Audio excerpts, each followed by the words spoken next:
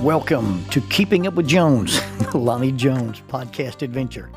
You are going to hear the stories from the eclectic life of a guy who is a professional counselor, a family man, a SWAT team chaplain, outdoor enthusiast, a guy involved with ropes, 10th Planet Jiu-Jitsu, a chaotic Jedi, and who is a recipient of an honorary doctorate from the University of Adversity. Using these stories, we take the facts lead to concepts, and from the concepts we make a variety of life applications. Just a caveat about the facts. Most of the time we will tell you the facts just the way it happened, but once in a while we'll give you the facts the way other people remember how it happened, and that usually includes a tablespoon of embellishment. No harm is meant, just good, clean fun for educational purposes. Please subscribe and share this with your friends or your enemies. It might help them to be better people if they listen. As always, we thank you for keeping up with Jones, the Lonnie Jones podcast adventure. Introducing the Bible degree with digital ministry. Paul used the marketplace and the synagogue to reach an expanded audience. We have access to the internet and social media.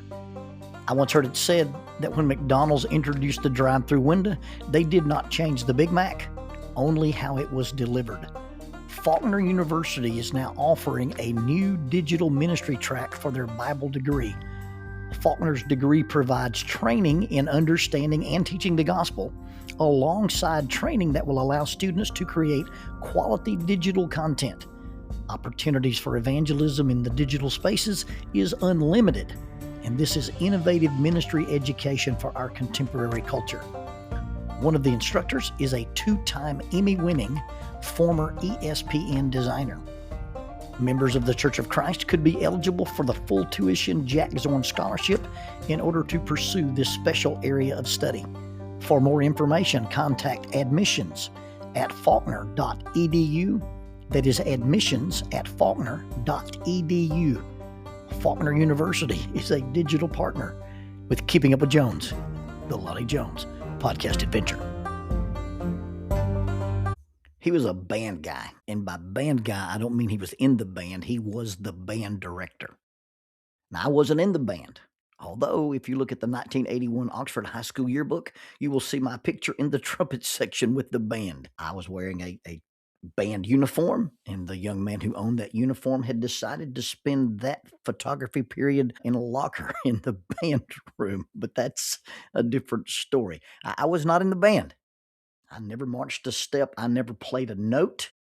I had earned a trip or two to an away football game on the large Trailways buses that the Band Booster Club had provided for the Oxford High School Marching Band, and I earned my spot on those buses because I had proven my worth both as a roadie and as an artist. One of the band rooms, and there were several during my tenure at Oxford High School, one of the band rooms was at the bottom of the hill. And this hill no longer exists. They built a nice new, beautiful facade frontage of a building, and they bulldozed out the hill. But in those days, the band room and the student parking lot was at the bottom of this hill. And at the bottom of this hill, there was a lot of runoff water, and this parking lot would flood. Now, it wouldn't flood as in standing water, but it would flood as in running water. And I was there on a Friday afternoon sitting in my 1968 Chevrolet Impala named West Wind, and I was going to follow the buses to an away football game, and it was raining and water was flowing through the parking lot. I had to follow the buses because there was no GPSs, there was no internet. You could not download the turn-by-turn directions on MapQuest because the internet didn't exist. And so I'm sitting in my car and I'm watching the rain come down, and I watched the students gather under the porch of the band room, and they're standing on the elevated dock or deck that separated the parking lot from the student area. And I could see the band students were perplexed at how are they going to navigate this flowing water and get from where they were standing to the bus. Well, I decided, being a servant-minded young man, that I would help the band students get to the bus. Okay, specifically, I helped the majorettes and the Golden Girls get to the bus. I carried them one by one in my arms, as many of them as needed my assistance, and I made as many trips as was necessary. I must clarify that when I use the phrase Golden Girls, you may picture a certain TV sitcom. Let me assure you that the Golden Girls were a dance team that danced at halftime while the band played, and there was no one in the squad, no one in the group known as the Golden Girls who resembled Dorothy, Rose, Sophia, or Blanche. Like I said, I was a servant. Now, this is a different band director. This is not the guy that I started talking about. This band director came later in our career as students. This band director had this great idea to buy a button making machine. It was just this real simple contraption. You take 2 or 3 pieces and you get your artwork and you put it under a piece of clear plastic and you mash them together, almost like using a reloading machine for bullets. You're just pressing buttons together. And he had this idea that if he had a button machine and he had somebody who could draw, we could set up a table underneath the canopy at the local band contest and we could sell custom buttons to anybody that wanted a custom button. And he'd ask me to draw. He'd ask me to sit there at this table at a band contest and draw. And there's no more entertaining way to spend a beautiful spring afternoon than sitting under a canopy and doing custom drawings for people. Nothing like spending a beautiful spring day and having people line up at your table and someone would come up and say, "Can you draw a dragon?" "Yes." "Can you draw our school mascot?" "It's a panther." "Yes, I can draw that." "Could you draw a cheerleader doing a liberty?" I'm not sure. Maybe if you would pose for me, I could draw that. "Can you draw a tiger?" "Sure." "Can you draw a wildcat?" "Absolutely." "Can you draw an eagle?" "You bet." "Can you draw a majorette?" "I probably could if I had a model." So you see how my afternoon went. This band director was a genius, and I liked him. The other band director, the previous guy, I didn't like him, didn't respect him. There was something about him that made my spidey sense tingle. And I'm not sure what it was, but in my eyes, he was a weasel. I was really, really uncomfortable. I didn't like the way the girls interacted to him when they were in his presence. Sure, I was a girl obsessed 15, 16, 17-year-old guy, but this guy was creepy. He was under the category of, "Hey, Alex, I'll take things that make you go, ew, for 500. He struck me as a creeper or a predator. And on this particular occasion, we were having a confrontation. And let me assure you, this was outside the context of a classroom. It was outside the context of a teacher and a student. And it really wasn't a thing about an adult versus a child, but this was a male to male moment. And I won't give you the gory details, but it basically ended with him looking at me and saying, "Jones, one of these days that mouth of yours is going to get you in trouble." And I responded, "Yes, sir, probably so, but not today and not by you." And the look on his face was priceless. Either the look was, I realize that I'm smart enough not to be baited into a confrontation with this kid and lose my career by assaulting a minor. Or maybe the look on his face said, it was that look of a bully coward who had been caught, who'd had his bluff called, and he'd been called into account, and he knew there was not anything he could do about it. Whatever the reason, whatever the cause, the look on his face was satisfying, and what I did was wrong. As much as I disliked him, as much as it felt good to my pride, and as much as it felt like a win, I didn't win, and he was not wrong, and he would turn out to be not, if not a prophet, at least a wizard. I had lots of opportunities to use my voice. I had lots of opportunities for my mouth to do good things for me in school. I had lots of speaking opportunities. I got to lead discussions. I got to answer questions. I often did readings of large volumes of material out loud for the school. One of my teachers would ask me to read long sections in the things that we were reading in my British accent. I could imitate the character Newkirk, the guy that was played by Richard Dawson from Hogan's Heroes. Now, you got to picture me with long hair, or not long hair, but long enough, long hair and 145 pounds, wearing a long sleeve t-shirt and a pair of rainbow suspenders. I looked a lot like a young Robin Williams. I would often appear in skits for the cheerleaders at pep rallies, along with a girl named Susan Cowan, who had a striking resemblance to Pam Dauber, the girl that played Mindy of Mork and Mindy. And we would do these skits for the cheerleaders at pep rallies. I got to do all kinds of things in public and use my voice and use my words to encourage and help and instruct. I drew cartoons for the school newspaper, so I had a little humor there. And I even got an award one year at homecoming. Angie Cobb and I were picked as a couple, and we weren't dating. It was just, a guy award and a girl award, but we were chosen as the wittiest. So here we are. We're in Miss Kelly's class. We're seniors. Every senior class who had Miss Kelly for English would read and review the play Camelot. We would listen to the musical part of it, the Broadway soundtrack on an album, and we would hear the smooth, melodious voices of Richard Burton, Julie Andrews, and Robert Goulet. My brother had introduced me to this music when he was a senior and had been in Miss Kelly's class. And after watching the play and after hearing the music, it became my favorite adaptation of the Arthurian legend from T.H. White's novel, The Once and Future King. And we were in Miss Kelly's class and we were being introduced to Camelot. Now, there was a female. This girl was in the same grade as me, and intellectually, that smart part of your head, I knew she was a female, but she wasn't really on my radar as a girl. She wasn't a majorette, she wasn't a cheerleader, and she wasn't a Golden Girl, but she was a rival of sorts, and it was a rivalry of her own making. She had a sharp wit, she had a powerful intellect, but she had a hard exterior. And she was just a little above all the silliness that plagues adolescent females.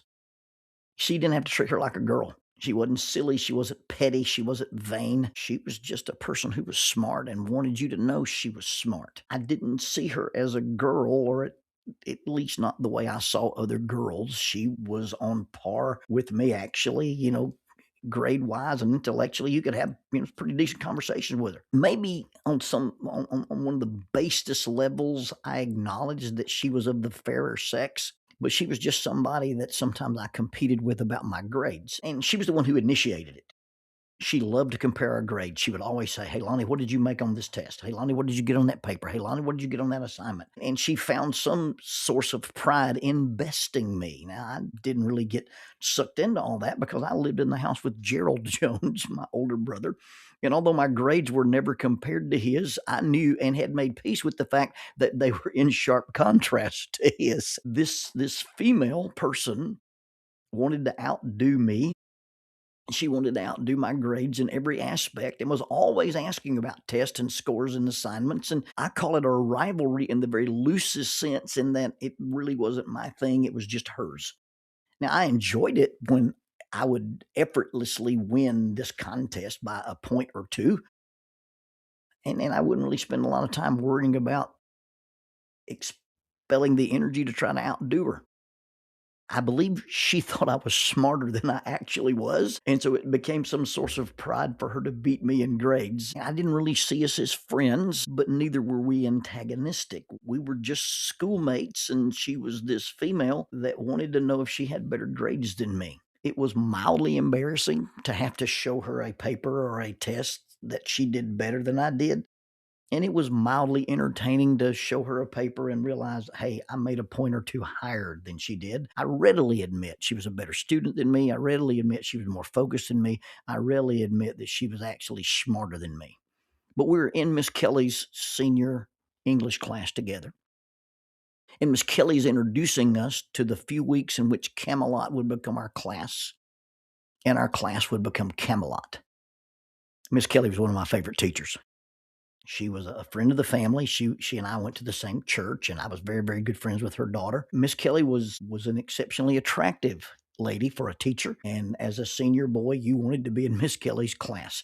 And so here we were in Miss Kelly's class, and Miss Kelly is extolling the virtues of Camelot and the honor and the love and the tragedy and the poetry. And we were talking about that, hey, we're going to listen to the actors from the Broadway play sing the songs, but we're going to read the dialogue. We're going to read through the play as part of our semester's work. And as she was talking about it, she looked at me with a smile that would make an adolescent boy's heart melt, or maybe even go into some kind of an irregular rhythm. But she looked at me and smiled and said, "And Lonzo, I think you'll make the perfect Lancelot." I beamed with satisfaction. I swelled with a little bit of pride, and I probably, just to be honest, I probably blushed a little bit. And the girl, the academic rival, She said, "And I'll be Guinevere." And I didn't think, I just immediately said, "Well, you could be my horse." And the room erupted with laughter. Even Miss Kelly laughed. Everyone laughed. Everyone except Guinevere. "Jones, one of these days that mouth of yours is going to get you into trouble." I thought that maybe someday I would say the wrong thing to the wrong person and somebody would punch me. I thought maybe, I would say the wrong thing at the wrong place and somebody would backhand me. I thought maybe someday I would say the wrong thing, the wrong place to the wrong person, and somebody might try to hurt me or actually hurt me in retaliation for saying the wrong thing. But I never imagined the hurt that I would feel by accidentally hurting someone else, especially when I wasn't trying to. And I didn't mean to. I was just being foolish. I was just being careless. Guinevere was crying. Now, we were not so attuned to human emotions and emotional conflicts in those days that students could just get up and bolt out of the classroom. We weren't that sophisticated, so she just sat there. She sat there in her humiliation, and she sobbed. That's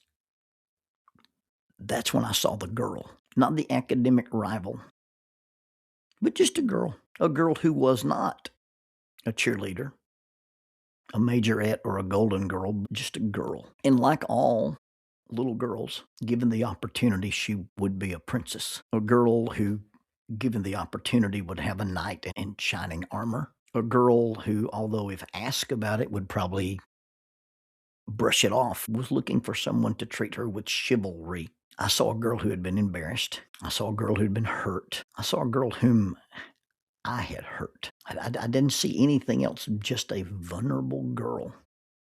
Not a rival or a sophisticated academic who was above dating drama. I never saw her with a boy or heard her say she had a boyfriend. She was above all that. She was above peer pressure and cheerleading and prancing around on a football field. She was an academic. She was a very serious student. But now here she was, just a vulnerable, wounded, embarrassed, humiliated girl. And a fool who thought he might be Lancelot had done it. You can't be Lancelot and go around hurting damsels.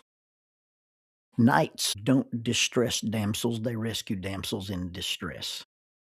Not just the pretty ones, not just the popular ones, not just the cute ones, not just the ones who are cheerleaders, not just the ones who are majorettes, not just the ones you might want to date. You have to see them all as damsels. You have to treat them all as damsels. You don't get to evaluate, are they worthy of rescuing or not. You just got to see the girls. Jones, one of these days that mouth of yours is going to get you in trouble. I had rather been beaten up by a dozen people. There's no way it would hurt that bad or last this long. And it still hurts me to think about it. I hope she doesn't remember it, but I do. Because I'd just been assigned the part Lancelot, and this damsel was in distress, and I could not rescue her. I could not save her, and I could not soothe her. I did walk over and kneel in front of her desk. I was more embarrassed than she was, but they weren't laughing at me. Do you know what I would do to undo that moment? Do you know what price I would pay to have never said those words? Do you know what I would give in order to go back in time and just have it not happen? I've done things since then that are wrong. I've done things that are inappropriate. I've done things that were awkward and bumbling and stupid. There are girls, if they had a podcast, could tell you stories about a stupid, awkward boy who thought he was cool but was really clueless. They could fill episode after episode of the dumb, awkward, bumbling attempts at interacting with them and trying to impress them. But I suspect we were all a bit inept from time to time when we were 15, 16, and 17. But even in my worst ineptness, I was never cruel. I never meant to be cruel, and I didn't want to be cruel. I had been in plenty of fights, and had actually picked many battles because I saw someone else being cruel. I didn't intend to be cruel, but ask Guinevere, and she'll tell you it felt cruel. I wish I had not said it. I wish I had been smart enough or mature enough and just looked at her and seen the girl before I said it. And if I could have seen the girl who wanted to be a princess, I would not have said it. Just pause and look at people. See the people. The vulnerable people, the insecure people, the sad people, the anxious people, the scared people, the hurting people. Just look for the girl. And I don't mean the teenage girl or the college-age girl, but the little girl. The girl who wants to be a princess, the girl who wants to be pretty, the girl who wants to be special. I often wonder what would have happened that day had I just been quiet and let her just pretend to be Guinevere. I have no delusions that she wanted to be my Guinevere. Our relationship did not have that dynamic, but she wanted to be someone's Guinevere. She wanted to be a princess loved by a king, adored by a kingdom, and protected by a paladin. And I had failed as the paladin. I've not always adhered to this lesson. I still say things in anger or in haste, and I say things in ways they should not be said, and I say things that should not be said. But in my mature moments, in my chivalrous moments, I look for the little girl who is needing desperately to see herself as Guinevere. And it's the Guinevere of play. I look for that little girl in the 7th period English class who just wanted to be a princess, and if only in that classroom, if only for a half an hour, and if only while it was reading lines from a play. And even if she knew and she admitted, hey, I'm just pretending, why couldn't we all have just pretended together and let her have a moment of being special?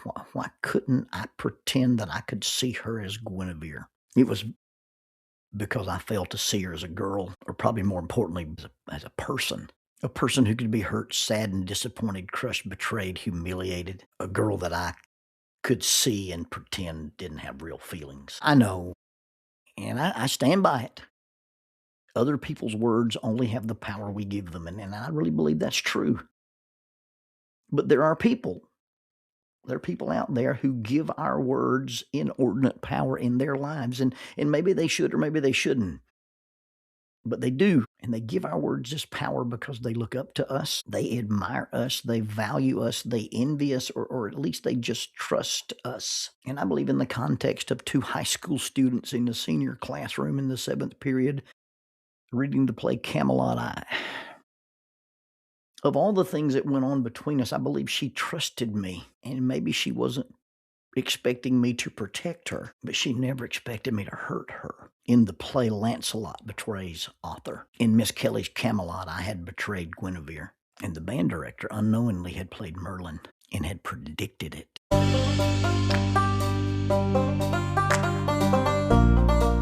The mission of Heritage Christian University is simple. They aim to advance the churches of Christ by equipping servants through undergraduate and graduate programs. Heritage Christian University produces effective communicators of the gospel, focusing on evangelism and a commitment to Scripture. Heritage Christian University is accredited by the Association for Biblical Higher Education and offers the following degrees: Associate of Arts in Biblical Studies, Bachelor of Arts in Biblical Studies, Master of Arts, Master of Ministry, and Master of Divinity. Since 1968, Heritage Christian University, formerly International Bible College, has offered affordable degrees in biblical studies, allowing graduates to thrive in their ministries without the burden of loan debt after graduation. For more information about Heritage Christian University, visit www.hcu.edu. That's 3 W's and a dot, hcu.edu. Heritage Christian University is a sponsor of Keeping Up with Jones, the Lonnie Jones podcast adventure.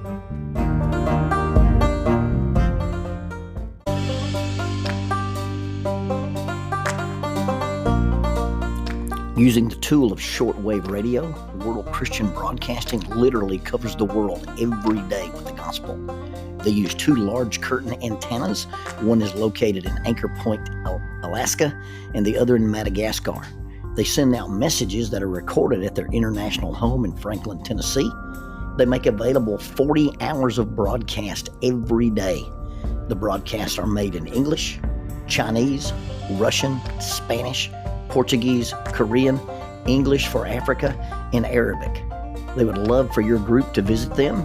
You can bring your ladies group, your youth group, or your men's group. Just give them a call at 615-371-8707. 615-371-8707, or you can go to 3 W's and a dot, worldchristian.org, find the donate here button, and make a financial contribution to support this work that literally covers the world every day with the gospel.